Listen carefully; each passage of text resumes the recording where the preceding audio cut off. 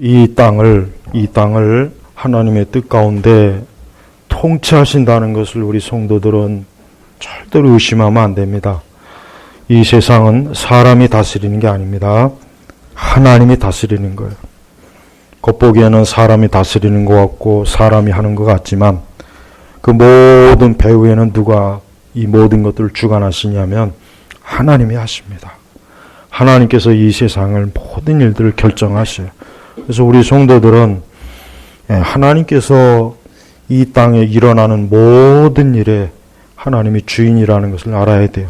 그것이 이 세상의 어떤 영역이든, 이게 자연에서 일어나는 일이든 정치든 경제든 문화든 어떤 경우든 간에 하나님께서 하나님의 어떤 목적과 뜻을 가지고 이 세상이 통치되는 것이지 그냥 우연히 그냥 알아서 또 사람이 그런 생각은 절대 하면 안 됩니다. 그런 생각이 그냥 바로 인본주의적이고 그런 생각이 자연주의적인 사고 아니에요. 자연주의.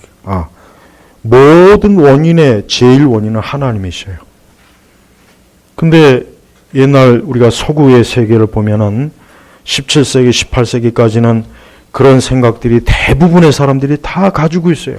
저 하늘의 별도, 달도, 세상 만사 모든 게 다 이게 하나님이 하시는 거다. 대부분의 사람들이 다 그렇게 믿고 있었는데 어느 날 갑자기부터 막 진화론이 나오고 어느 날 갑자기 또 이 세상에 인본주의적인 철학이 더 득세하기 시작한 뒤부터 이제는 하나님은 마치 전설이요, 신화요. 하나님이 어딨냐? 자꾸 그렇게 얘기하지. 그러니까 사람들이 하나님을 골방으로, 뒷방으로 쫓아내버리고 우리가 세상, 우리 인간이 이 세상을 다스린다. 사람이 이 세상의 주인이다. 이런 생각이 철저하게 사람들의 생각을 파고들어서 변질이 돼버려요. 변질이 된 거예요.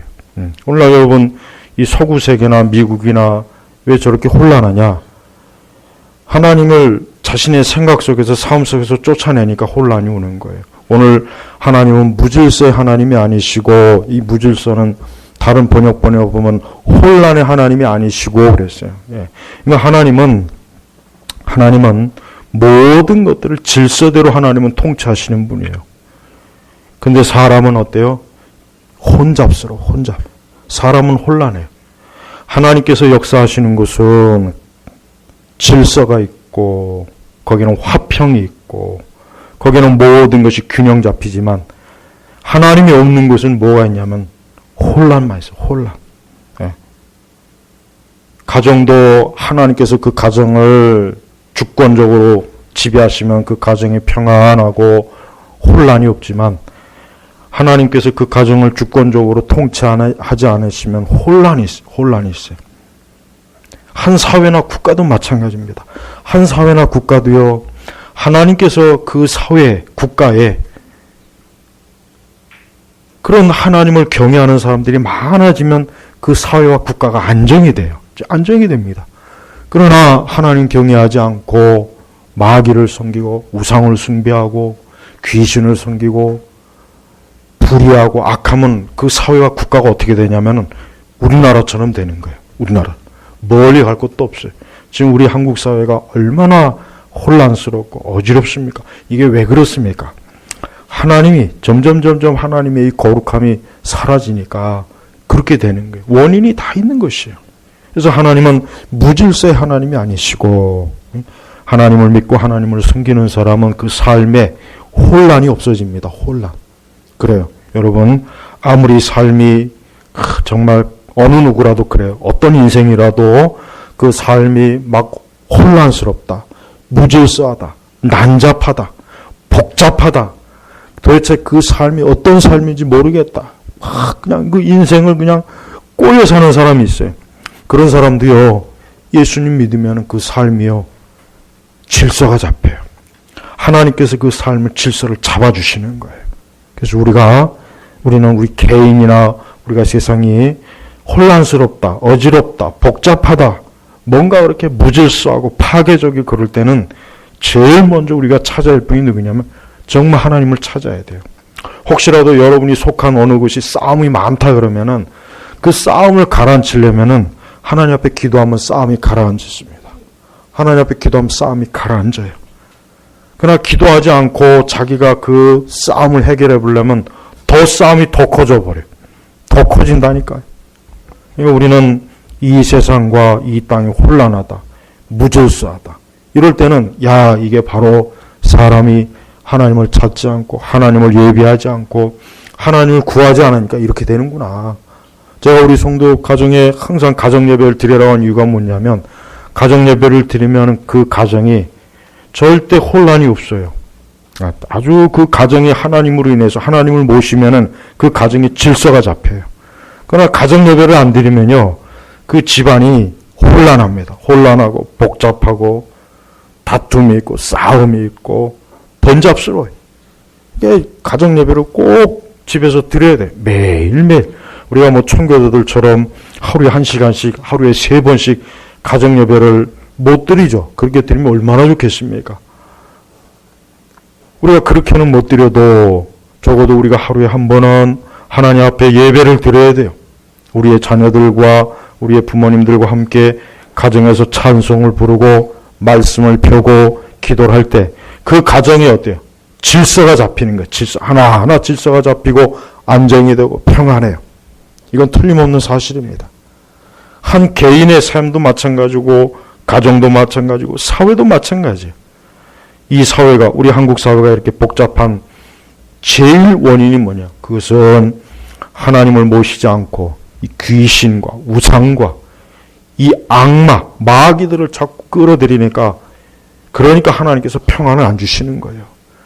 아주 이거를 명백하게 정말 알아야 돼요.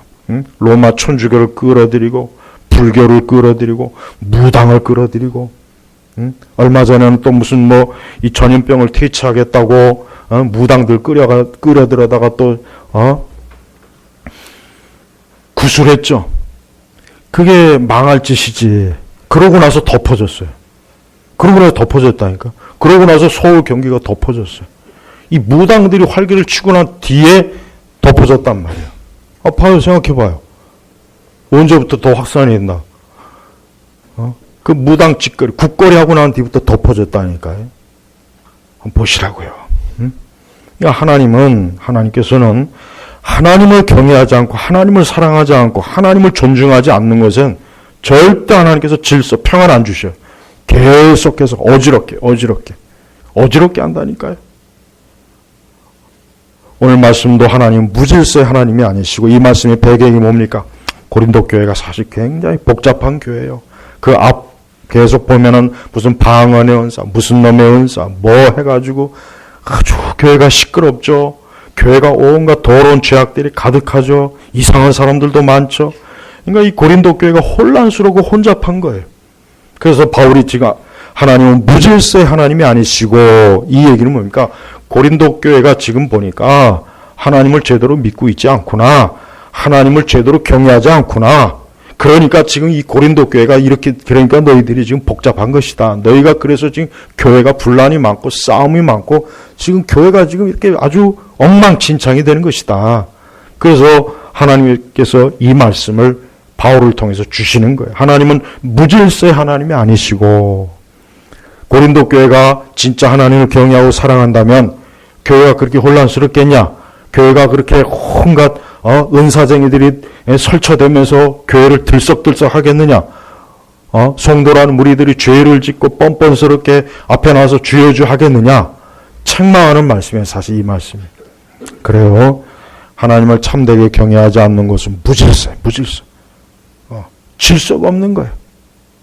앞뒤가 안 맞고 뭐 하나 제대로 잡히질 않고 그냥 좌충우돌하고 어디서부터 어떻게, 뭘 도대체 어디서부터 어떻게 해야 될지 엄두가 안 나는 거예요. 하나님이 없는 것은 다 그래요. 그 마음에 하나님이 없는 인생도 똑같습니다. 그 마음에 하나님이 없는 인생은요, 생각이 복잡해요.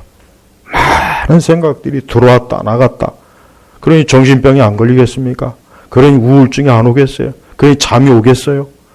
그러니 그 마음이 평안하겠어요? 하나님을 제대로 모시지 않으면은 한 개인도, 한 인간도, 사람도 복잡해요. 삶이 복잡하고, 머리도 복잡하고, 계획도 복잡하고, 뭘 해도 그냥 뒤죽박죽되고 안 돼요. 그건 하나님이 그렇게 만들어 놓은 거예요. 만들어 놓은 거예요. 하나님이 그렇게 섭리하는 거예요. 우리는 하나님이 만들어 놓은 그 섭리를 사람은 세상은 벗어날 수가 없습니다. 아무리 벗어나려고도 벗어날 수가 없어요. 여러분, 우리가 가장 흔한 예로 이 우주와 이 지구 전체의 질서가 참 묘해요. 정말 묘합니다. 그러니까 저는 하나님의 존재를 부정하는 과학자나 그런 사람들 보면 그건 돌대가리예요. 아니 어떻게 여러분 이 해와 달과 별의 간격, 이 지구의 중력의 법칙, 여러분 이게 어떻게 그냥 알아서 어떻게 되냐 이게 어떻게 알아서 그냥 됩니까? 달이 조금만 가까워도 지구는 바닷물이 넘쳐요. 멀어지면 또 난리예요. 여러분 보십시오. 이 우주와 자연을 봐도 어떻게 이렇게 정교하게 착착착 알아서 잘 돌아가냐 이거예요. 누가 하시는 겁니까? 그냥 저절로 그냥 돌멩이들 지들끼리 알아서 서로 협의해나? 아니죠. 여러분 집안에다가 두 돌멩이 갖다 놓으십시오. 평생 그게 서로 대화하면서 서로 사이좋게 지내는지. 돌멩이는 돌멩이에요. 거기에 생명이 없어요. 하물며 이 지구란 거대한 땅덩어리, 저 태양, 저 많은 별들, 저 우주에 여러분 1년에도 이 지구로 오는 이 유성, 이 돌멩이들이 엄청나게 많대요. 수백만 개래요. 그 중에 하나 괜히 잘못 들어왔다가 어떻게 됩니까? 그러면 지구는 그냥 폭삭 망해요. 지구는. 문명이 아예 사라져버려요. 근데 보십시오. 그 많은 유성들이 다 피해가잖아요. 그게 뭐 알아서 피합니까? 지가 알아서 저기 별이 있구나 안 되겠구나 뭐 이쪽으로 피해가야지. 사람이 운전하는 자동차도 참 희한한 그 자동차 사고도 많아요. 담벼락을 뛰어넘어가지고 남의 집으로 들어가는 사고도 있고 참 아주 그 참 희한해요. 우리 성도님들은 운전 항상 조심해서 잘 하십시오. 사람이 뭘 계획적으로 해도 실수하고 오류가 많은데 어떻게 이 거대한 세상이 어떻게 자기들이 알아서 하냔 말입니다. 누가 조정하시는 거예요? 살아계신 하나님이 하시는 거예요. 근데 그 하나님을 떠나고 하나님을 경외하지 않으면 사람이 어떻게 돼요? 삶이 파괴되는 거예요. 우리가 이렇게 주의를 지키고 예배드리면은 그 삶이 안정이 됩니다. 안정이 돼요. 그러나 우리가 주의를 성취하지 않고 주의를 범하면 어떻게 되느냐? 그 삶이 나도 모르는 사이에, 나도 알지 못하는 사이에 그 삶이 어때요? 막 혼란스러워지고 갑자기 사고도 나고 갑자기 없던 안 좋은 일도 생기고 진짜 그럽니다. 진짜 그렇다니까요. 그러니까 사람이 하나님을 향해서 살 때, 사람이 하나님을 향해 살면은 그 사람은 인생이 어때요? 잘 자리가 잡혀요. 잘 제대로 가요. 탈선을 안 해요. 탈선 안 한단 말이에요. 그러나 하나님을 떠나면은 탈선합니다. 내가 아무리 탈선하지 말아야지, 내가 잘 가야지, 내가 고든 길로 가야지 해도 안 되게 돼 있어요. 왜? 하나님이 지켜주지 않으니까 안 되는 거예요. 우리는 이거를 철저하게 알아야 돼요. 여러분 창세기 11장에 보면은 창세기 11장 거기 무슨 사건이 나오냐면 바벨탑 사건이 나옵니다. 이 바벨탑 사건이 보면은 왜 문제가 있냐면은 하나님께서는 지면에 흩어져 살라고 했어요. 지면에 흩어져서 살아라. 땅도 넓으니까 다. 근데 이것들이 하나님 말씀은 또 고지고대로 안 들어요. 하나님께서 반대로 흩어지지 말고 모여서 살아라 했으면은 또 흩어졌을지도 몰라요. 또 이 사람은 꼭 하나님 말씀을 반대로 꼭 순종하는 본성이 있으니까 흩어져라 그러는데 이것들이 흩어지지 않고 자기들끼리 모여서 뭐 합니까? 하나님을 대항해 보겠다고 탑을 쌓는 거예요. 탑을 계속 쌓아요. 그 탑을 쌓았다가 하나님께서 가만히 보시니까 여러분 사람이 탑을 쌓는다고 해서 하나님을 과연 이길 수 있겠습니까? 못 이깁니다. 근데 이들이 탑을 쌓는 거예요. 그 하나님 가만히 두고 본 거예요. 어느 정도까지 올라왔을 때. 그때 하나님께서 그 언어로 혼잡게 해가지고 혼란. 그래서 바벨이에요. 그래서 바벨탑이라고 하는 거예요. 그 바벨이란 말의 의미가 혼잡하다. 마귀예요, 마귀. 그러죠? 하나님을 대항하는 인생은 혼란하게 돼 있습니다. 하나님께서 그걸 두고 봤습니까? 아니에요.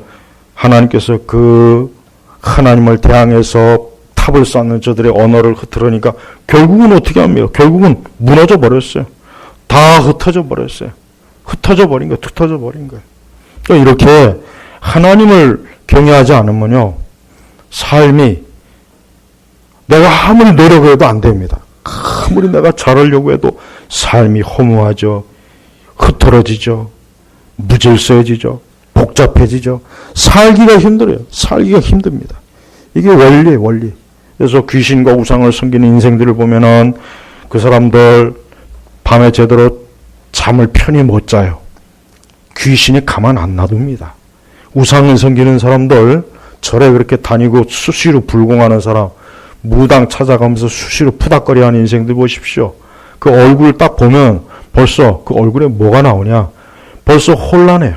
혼잡스러워요. 그러니까 귀신을 섬기는 사람은 보면 압니다. 보면 알아요.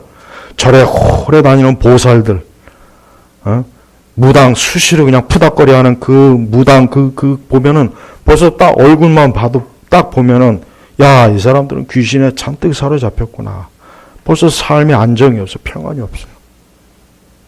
여러분, 예수님 믿는 게 왜 좋은지 아십니까? 사람이 예수님 믿고 하나님께 예배드리고 기도하면요, 모든 게 잘 안정이 되는 거예요. 그래서 예수 믿으면 복 받는다는 말이 사실이에요. 그건 거짓말은 아닙니다. 적어도 그건 사실이에요. 적어도 사람이 예수님 믿으면 복 받는 말은 그건 진리예요. 그건 사실이거든요. 반대로 사람이 마귀를 섬기고 우상을 쫓고 그러면 어떻게 됩니까? 복은커녕 계속 재앙입니다. 계속 저주예요. 우리나라 재벌들 보면은 우리나라 재벌들 중에 예수님 잘 믿는 사람 있습니까? 없어요. 우리나라 재벌들 대부분이 다 불교. 대부분이 불교예요. 불교. 대부분이 그냥 절에다 갖다 맨날 거기다 돈 갖다 바치고 불공하고. 그러니까 재벌들이 얼굴도 보십시오. 재벌들 딱 얼굴 보면 그 얼굴 가지고 돈 버는 얼굴이 그런 얼굴로 보입니까? 저주받은 얼굴들이에요. 혹시라도 이 설교를 듣는 재벌들이 있으면은 빨리 그 귀신 딴지 집에 있는 거 다 갖다 버리고 수시로 절에 가서 불공하고 그 짓 하는 거 그거 다 망할 짓이니까 그거 당장 중단해야 돼요. 인생이 그런 우상과 귀신과 마귀 섬겨가지고 좋은 끝이 좋은 거 봤습니까? 하나도 좋은 거 못 봤어요. 절대 없어요. 절대 없어요. 있을 수가 없어요. 왜? 하나님께서 그걸 가만 놔둡니까? 하나님께 드려야 될 영광을 마귀와 우상과 귀신에게 자기 자신에게 갖다 바쳤는데 하나님께서 그 인생을 축복해 주시겠냐 이거야. 안 하죠. 절대 안 합니다. 우리나라는요 아직도 우상이 많습니다. 그걸 알아야 돼요. 착각하면 안 돼요. 우리나라가 얼마나 우상이 많은지 아세요? 얼마나 우리나라 이교 국가인지 아십니까? 예? 산마다 절에 들어서 있죠. 명산에는 다 이 절간들이 들어서 있죠. 동네 좋은 길목에 성당 다 들어 있어요. 성당들 보세요. 좋은데 다 자리 잡고 있어요. 다 자리 잡고 있어요. 우리 동네 저기도 그렇고.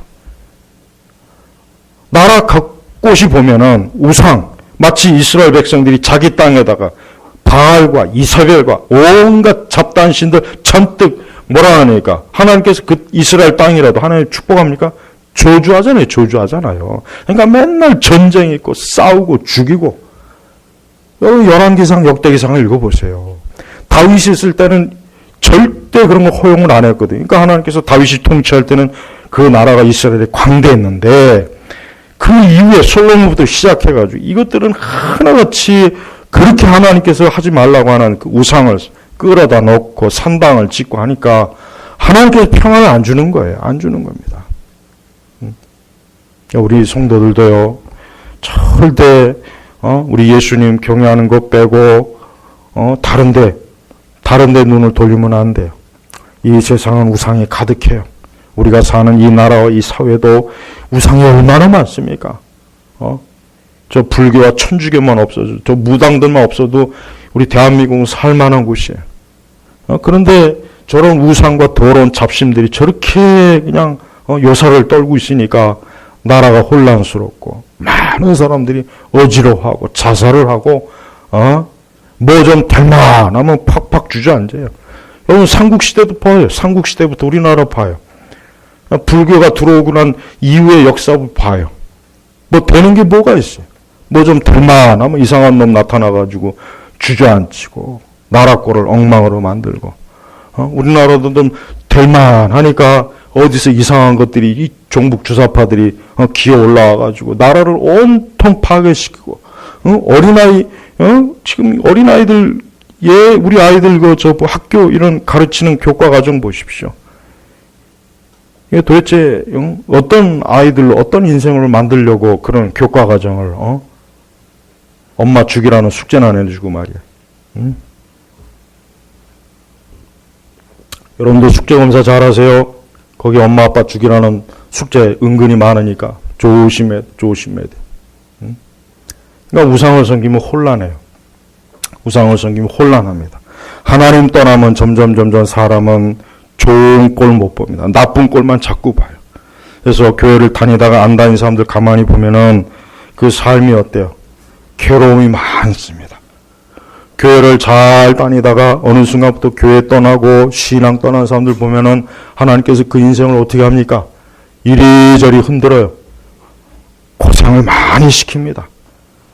고난의 눈물을 쏙 뽑게 만들어요. 인생을 힘들게 하는 거예요. 하나님 떠나니까 그렇게 되는 거예요. 그러나 하나님 앞에 나오면 그때부터는 화평이 서서히 찾아요. 화평이 서서히 찾아오고 안정되어 그 삶에 온갖 잡다한 가시덤불, 엉겅퀴가 점점 사라져요. 거기에 이제 장미꽃이 핍니다. 거기에 화려한 꽃의 향기가 나요. 예수님이 있는 곳은 화원이지만 예수님이 없는 곳은 거기는 뭐 늪지대. 온통 모기가 있고 도마뱀이 있고 아주 흉측한 괴물들만 잔뜩 있는 늪지대에 사는 인생하고 화원에 사는 인생하고 같습니까? 다르죠. 전혀 달라요. 대부분의 인생들은 늪지대에 있어요. 늪지대. 여러분 늪이 뭡니까? 늪은 한번 빠지면은 못 나옵니다. 늪은 한번 빠지면 본인의 힘으로 나오기 불가능해요. 누군가 빼내줘야 돼요. 그리고 늪이라고 하는 것은 자기가 계속 움직이면 더 깊이 들어가, 더 깊이. 그러니까 늪에 빠지면 결국 끝이가 되냐. 그냥 죽는 거예요. 누가 빼내주지 않으면. 예수님은 죄로 인해서 사망의 늪에 빠진 인생들을 건져주시는 분이에요. 그래서 예수님 믿으라고 해야 돼요. 예수님 믿으면 그 사망의 늪에서 예수님이 직접 건져주시는데 그 십자가에 피 묻은 손으로 건져주시는데 사람들은 예수님 안 믿어요. 안 믿고 계속 발버둥을 치죠. 계속. 그러면 그럴수록 어떻게 됩니까? 그 사망의 늪에 계속 들어 결국은 거기에 묻혀서 죽는 거예요. 하나님 믿지 않는 인생들 절대 좋은 게 없습니다. 그 인생은 계속 살면 살수록 한숨이 나옵니다. 기쁨은 없어요. 즐거움은 사라져요. 낙이 사라져요. 힘이 빠져요. 질병에 걸려요. 그래서 하나님 없는 인생은 어딜 봐도 좋은 게 없습니다. 그래서 사람은 예수님 믿고 예수님을 통해서 새 사람이 되고 새로운 인생으로 사는 게 이게 복이에요. 이게 복이에요. 그러지 않고 하나님께 계속 등을 돌리고 있으면 계속 혼란만 해요. 혼란이 오죠. 어지럽죠. 길은 안 보이죠. 오늘 갈 바를 몰라요. 이게 인생이에요. 아담과 하와가 타락한 이후로 모든 인생들은 다 이렇게 됐습니다. 그래서 하나님께서는 그 아들 예수 그리스도를 이 땅에 보내셔서 사망의 늪에 빠진 인생들을 건져내시는 것. 예수님이 직접 가서 건져내 주셔요. 건져내서 그 사망의 늪에서 멸망하지 않고 새 사람, 새 인생을 살도록 하나님이 열어주시는 거예요. 만약에 예수님이 이 땅에 오지 않았으면 우리 또 그냥 이 죄 가운데서 이 늪에 빠져갖고 아무것도 모르고 천방지축으로 살다가 그냥 멸망했을 거예요. 사람이 살면 살수록 그 삶은 축적이 되는 거예요. 축적. 여러분 인생은 축적이 되는 겁니다. 그걸 잘 알아야 돼요. 오늘의 내 이 모습과 오늘의 내 삶은 벌써 어린 시절부터 뭔가 축적이 돼서 이렇게 된 거예요. 뭔가 축적이 된 거예요. 근데 그게 좋은 축적이면 참 좋은데 나쁜 축적이 인생이 되면 어떻게? 그 인생이 벌써 나이를 먹고 시간이 가면 갈수록 나쁜 게 계속 축적된 인생들은 그 인생이 점점 갈수록 비참하고 보잘것이 없고 추하고 더럽고 그렇게 됩니다. 우리 성도들은 자신의 인생이 어떻게 축적되는가를 생각해봐요. 여러분이 기도하고 말씀대로 살아가고 하나님 경외하고 하나님을 사랑하고 그분 안에서 살아갈 때 여러분의 인생은 시간이 가면 갈수록 그런 좋은 것이 축적이 되니까 인생이 어떻게 됩니까? 복된 인생이 되는 겁니다. 정말 그렇습니다. 그러나 육적인 것으로 자꾸 축적을 시키면 자꾸 그게 쌓이면 쌓일수록 당장은 모르지만 시간이 가면 갈수록 어때? 시간이 가면 갈수록 점점 허무해집니다. 자꾸 허무해지고 허무해지고 자꾸 공허해지고 도대체 인생이 왜 사는 걸까? 뭐 왜 사는지도 모르고 맨날 주일날 되면 등산복 입고 산이나 올라가서 한숨 푹 쉬다 나오고 밑에 내려서 술 한번 먹고 집에 가서 골아떨어져 잠자고 그런 인생을 반복하는 거예요. 그런 인생이 부럽습니까? 거룩한 주일날 하나님 앞에 예배 나오지 않고 백화점에 가고 저 산에 가고 유원지에 가고 어디 뭐 좋은 데 가서 술 먹고 음식 먹고 여러분 그게 부럽습니까? 그런 게 당장은 좋은 것 같지만 그게 쌓이면 쌓일수록 하나님 경외하는 데서 멀어져요. 멀어집니다. 멀어지면 멀어질수록 자신의 삶은 점점 어두워지는 거예요. 혼란스럽고. 그래서 여러분 사람이 나이를 먹으면 먹을수록 가만히 보면 그래요. 예수님 안 믿는 사람은요. 나이를 먹으면 먹을수록 더 사람이 그 인생이 복잡해져요. 생각도 많아지고 고민도 많아지고 염려도 많아지고 앞은 안 보이고 그냥 그래요. 뭐 돈이 많아도 별거 없어요. 돈이 많고 뭐 많다고 해서 그게 해소 안 됩니다.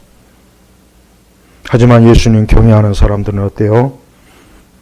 하나님 경외하는 사람은 시냇가에 심은 나무처럼 그 잎이 푸르르고 가뭄에도 열매를 맺고 가뭄에도 그 줄기와 잎이 메마르질 않아. 왜?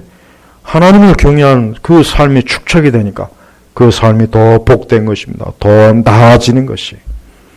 하지만 하나님 없는 사람은 그 인생이 어떻게 됩니까? 메말라요.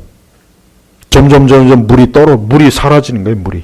물이 사라지고 메마르니까 그 잎과 줄기와 나무가 어때요? 가면 갈수록 말라 비틀어지는 겁니다. 말라 비틀어져서 열매는 없죠. 끝까지 어쨌든 살기는 해야죠.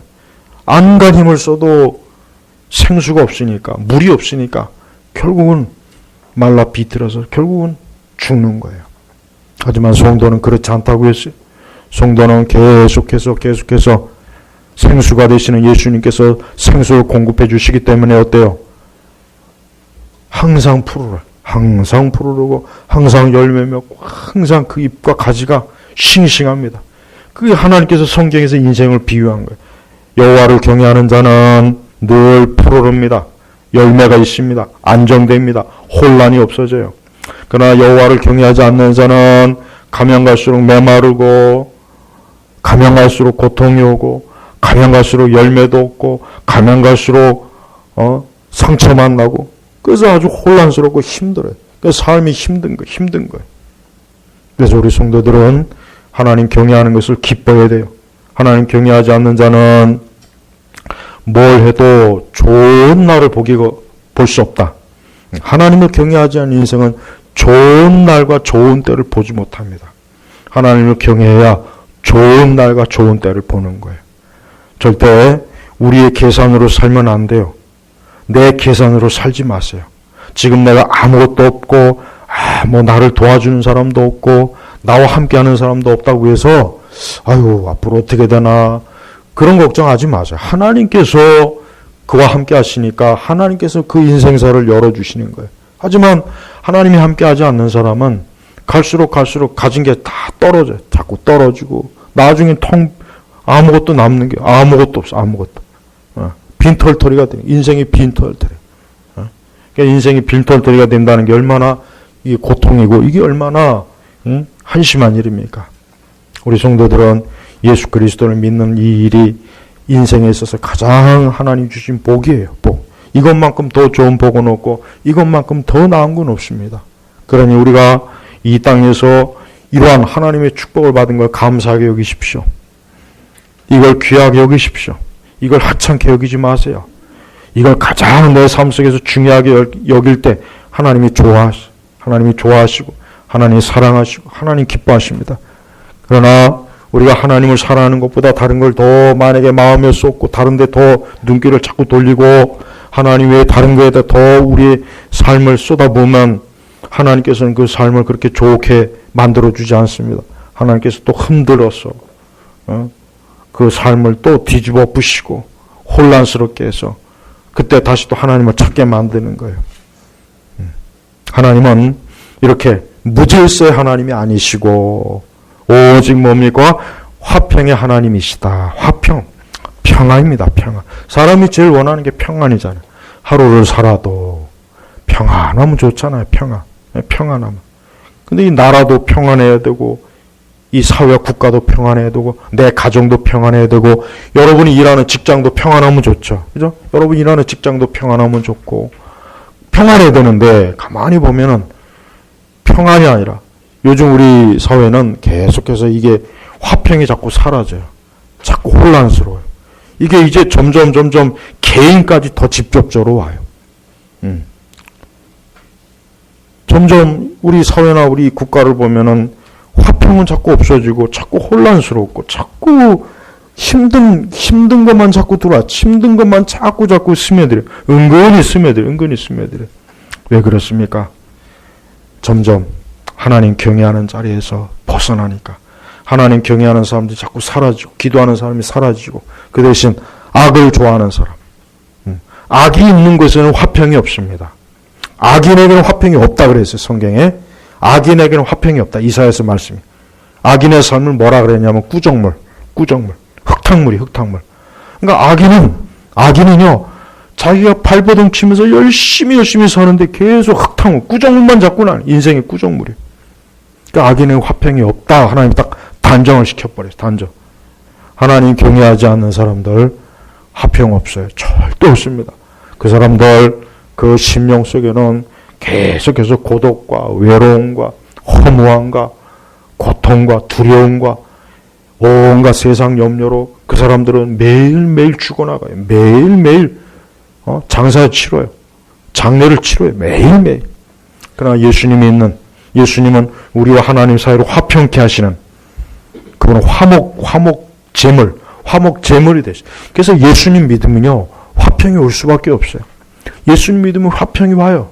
예수님 믿으면 화목하다니까 화목해.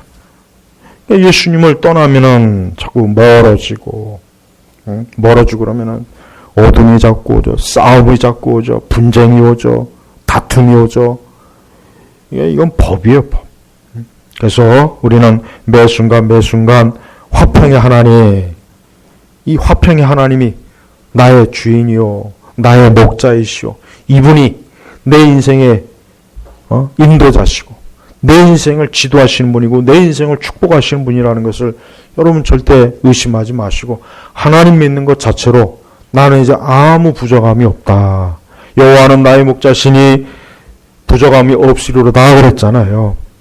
하나님이 내 목자가 되시니까 부족할 게 없어요. 여러분 걱정하지 마시고 앞으로 살아갈 때 아무것도 염려하지 마시고 하나님은 우리의 삶의 고비고비마다 우리가 필요한 걸 그때그때 다 주시고 다 준비해 주시고 다 예배해 놓으셔요. 이게 살아계신 하나님이에요. 그러니까 하나님은 자기를 믿고 자기를 사랑하는 자에겐 그러한 복을 주시지만 하나님을 경외하지 인생들은 그런 걸 하나님 주지 않습니다. 오히려 그 앞날에 자꾸 가시, 함정, 늪 이것만 자꾸 있어요. 그러니까 시간이 가면 갈수록 자꾸 그런 데만 걸려 넘어지니까 피곤한 거야. 사는 게 피곤하고 힘들어요. 고생이 되는 거야. 그러니까 악인은 삶에 고생을 많이 합니다. 고생이에요. 고난, 고통, 고생. 이게 하나님 믿지 않는 자들에게 주시는 하나님의 섭리입니다. 우리는 그러한 섭리 가운데 있으면 안 되겠죠. 그게 좋은 게 아니죠. 그게 얼마나 우리에게 큰 자칫하면 슬프며 고통을 줘요. 그러나 그리스도 예수 안에 있으면 그런 염려할 필요 없습니다. 하나님 우리에게 화평을 주시는 화평을 주시니까 오히려 우리는 그 화평 가운데서 두려움 없이 염려 없이 우리가 이 세상을 살아갈 수 있습니다. 여러분 또 한 주간도 이 말씀을 기억하십시오. 하나님은 무질서의 하나님이 아니시고 오직 화평의 하나님이시다. 하나님 화평의 하나님이고 화목해 하시는 분이구나. 하나님께서는 매사에 모든 것들을 안정되게 하시는구나. 혼란함을 없애주시는구나. 무질서한 것들을 원활해 주시는구나. 이 하나님을 믿고 하나님 의지하면 이렇게 되는구나. 여러분 그렇게 안심하세요. 두려워하거나 염려하지 마십시오. 다만 안타까운 것은 점점 하나님 경외하는 사람이 자꾸 줄어드니까 우리 성도들도 그로 인해서 우리도 피해를 봐요. 그로 인해서 피해를 보고 우리도 거기에 영향을 받을 수가 있습니다. 우리는 그러한 것이 있을 때라도 우리가 오히려 그럴수록 더 영적으로 깨어있고 더 기도해야 되고 더 하나님 앞에서 매달리고 하나님을 굳건하게 붙잡아야 돼요. 어려우면 어려울수록 주를 붙잡으십시오. 어려우면 어려울수록 더 주님을 붙잡고 더 주님 의지하십시오. 그러면 삽니다. 그럼 살아있어.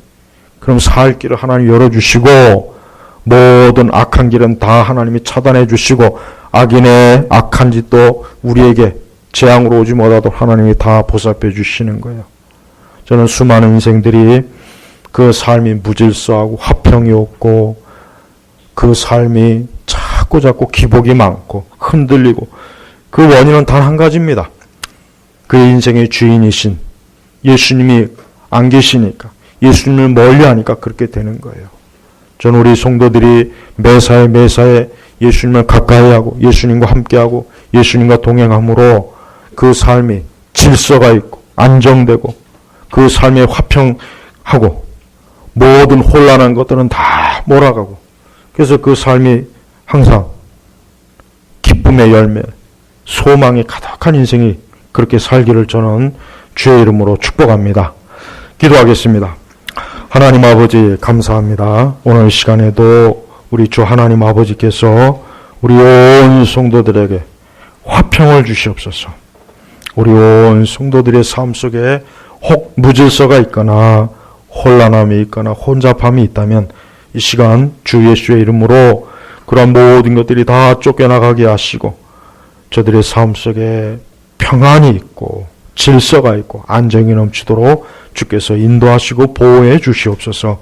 감사하며 우리 주 예수님의 이름으로 기도 올렸습니다. 아멘.